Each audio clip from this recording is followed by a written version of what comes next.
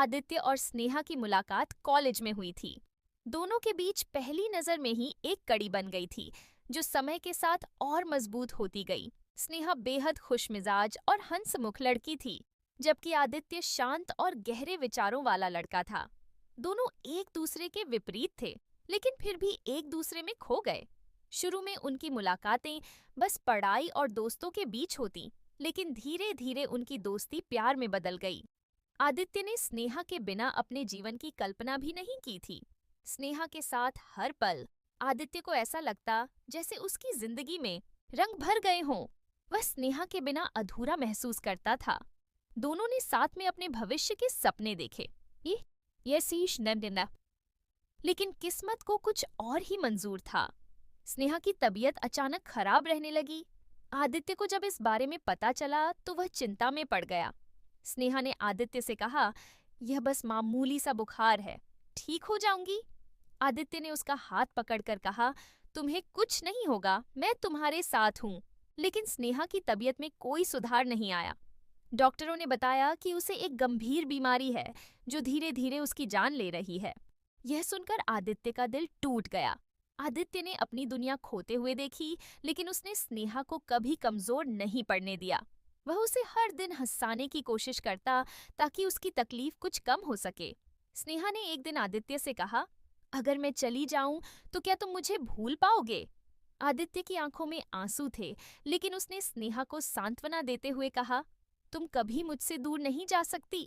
समय बीतता गया और स्नेहा की हालत और भी बिगड़ने लगी। अस्पताल का सफर उनकी जिंदगी का हिस्सा बन गया था। हर रात आदित्य भगवान से उसके लिए प्रार्थना करता। स्नेहा अब ज्यादा बोल नहीं पाती थी।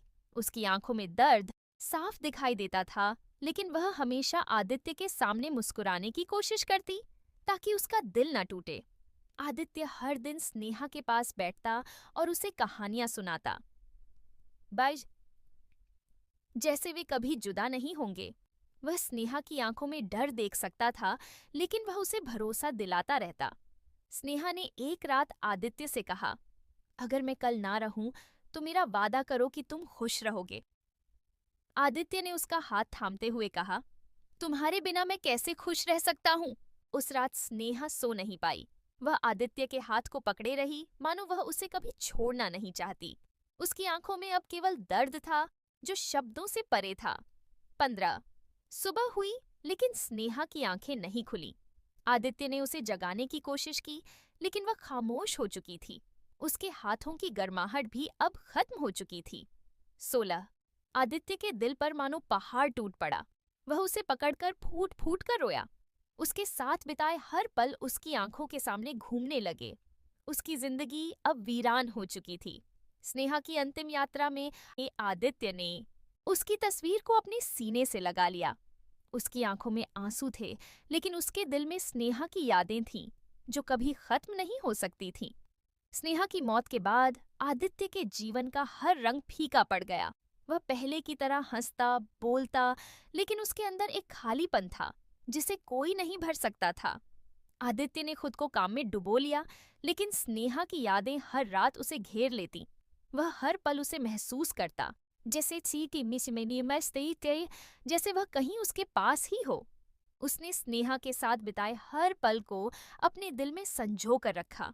उसकी किताबें, उसके कपड़े, उसकी मुस्कान, हर चीज अब आदित्य के लिए अमूल्य बन चुकी थी। आदित्य ने स्नेहा के नाम पर एक ट्रस्ट खोला, जिससे जरूरतमंद बच्चों की मदद की जा सके। यह उसकी आखिरी इच्छा थी। 20 जिसे पूरा करने का वादा आदित्य ने किया था। हर साल आदित्य स्नेहा की पुण्यतिथि पर उसके पसंदीदा फूल लाता और उसकी याद में एक मोमबत्ती जलाता। उसके दिल में स्नेहा की जगह कोई नहीं ले सकता था। लोग कहते थे कि समय सारे घाव भर देता है, लेकिन आदित्य के लिए स्नेहा की कमी हमेशा रही। उसने अपने दिल के एक कोने में उसे हमेशा जिंदा रखा। आदित्य अब एक लेखक बन गया था। उसने अपनी पहली किताब स्नेहा के नाम लिखी, जिसमें उनकी प्रेम कहानी और उसकी असमय मौत की दर्द भरी दास्तां थी। उसकी किताब ने लोगों के दिलों को छू लिया। हर कोई उसकी कहानी से प्रभावित हुआ और समझा कि सच्चा प्यार कभी खत्म नहीं होता। भले ही वह शारीरिक रूप से मौजूद न हो। आदित्य की किताब एक बेस्ट सेलर बन गई, लेकिन उसके लिए यह सिर्फ एक किताब नहीं थी। ये उसकी और स्नेहा की अनकही दास्तां थी, जिसे वह पूरी दुनिया से साझा करना चाहता था। उसने अपनी किताब की हर पंक्ति में स्नेहा की यादों को जिंदा रखा। हर शब्द में उसके दर्द और प्यार का एहसास था, जिसे पढ़कर लोग अपनी आंखें नम कर लेते थे। आदित्य को अब यह समझ में आ गया था कि स्नेहा भले ही शारीरिक रूप से उसकी जिंदगी में नहीं थी, लेकिन वह उसकी आत्मा में हमेशा के लिए बसी हुई थी। वह जहां भी जाता, उसे स्नेहा की यादें घेर लेतीं, उसकी हंसी, उसकी बातें, उसका प्यार। सब कुछ आदित्य के दिल में जिंदा था, जो कभी नहीं मिट सकता था। आदित्य ने अपनी किताब की सफलता के बावजूद खुद को कभी खुश महसूस नहीं किया। उसके लिए स्नेहा के बिना यह सफलता सफलता अधूरी थी। वह बस उसे अपने पास महसूस करना चाहता था। एक दिन आदित्य ने सोचा, अगर स्नेहा आज होती तो वह मुझे देखकर कितना खुश होती।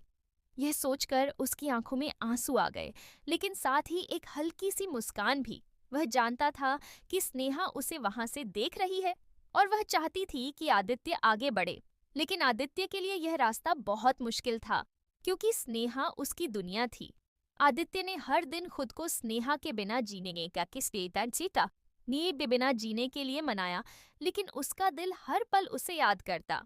वह उसकी यादों के सहारे जी रहा था, लेकिन वह भी अब थकने लगा था। एक रात जब वह स्नेहा की तस्वीर के सामने बैठा था, उसे ऐसा महसूस हुआ जैसे स्नेहा उसके पास बैठी हो। उसकी आंखों में आंसू आ गए और उसने तस्वीर को अपने सीने से लगा लिया। आदित्य ने धीरे धीरे अपनी जिंदगी को फिर से संवारने की कोशिश की। उसने नए सपने देखे, लेकिन उनमें स्नेहा की कमी हमेशा रही। उसके बिना उसकी जिंदगी अधूरी थी। उसने अपनी दूसरी किताब लिखने का सोचा, जिसमें स्नेहा के बाद की उसकी जिंदगी के बारे में हो। वह जानता था कि यह लिखना आसान नहीं होगा, क्योंकि हर शब्द में उसका दर्द होगा। ली सिबलाट लेकिन उसने खुद से वादा किया कि वह अपनी और स्नेहा की कहानी को पूरी दुनिया के सामने रखेगा।